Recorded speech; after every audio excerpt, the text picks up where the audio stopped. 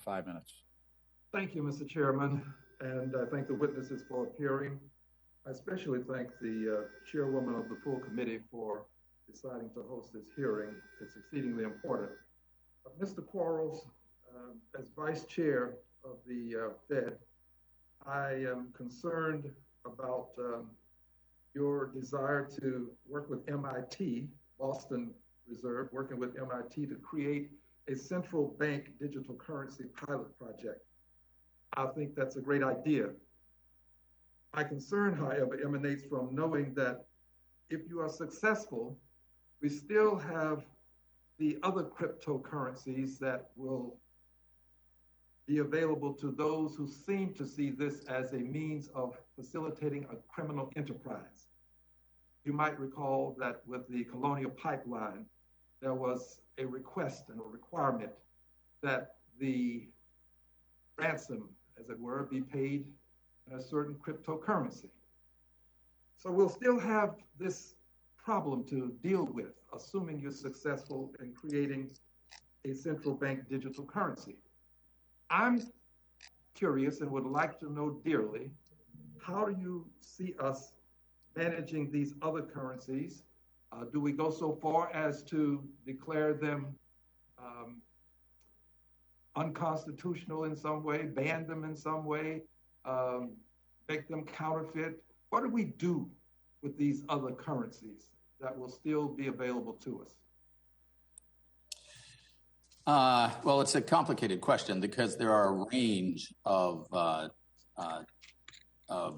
types of instruments that count as cryptocurrencies. If I may then, to help us narrow it, let's just talk about the type that's used by these criminal enterprises to facilitate the transaction of money in an anonymous fashion. So the use of those payments mechanisms for for illegal purposes is illegal, and that use should be prosecuted.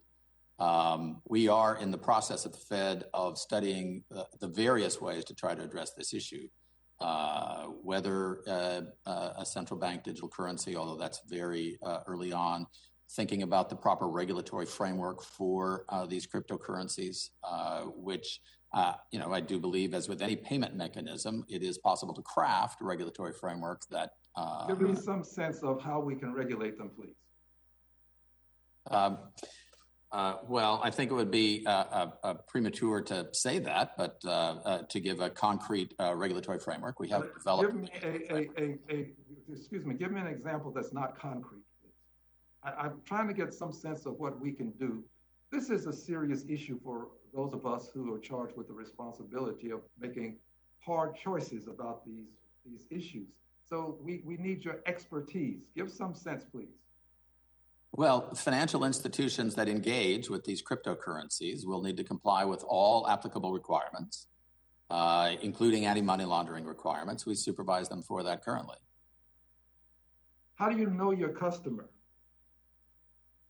Well, we require the bank to know their customer, and if the instrument itself doesn't allow that, they need to have another mechanism. If the person comes in with cash, the cash itself doesn't identify the customer, but the bank needs to know the customer, and we have rules around that. So there is more work that needs to be done, and we are eager to engage with those who are interested in the question. But I do think that I think the question is thinking through a right regulatory framework, and that such a regulatory framework can be created. And assuming that we succeed with a central bank digital currency, is that currency going to be one that will be readily available to those who not only want it for legitimate means, but also for some untoward means? Meaning, will we be able to, in your opinion, circumvent the use of it for paying ransoms, for want of better terminology?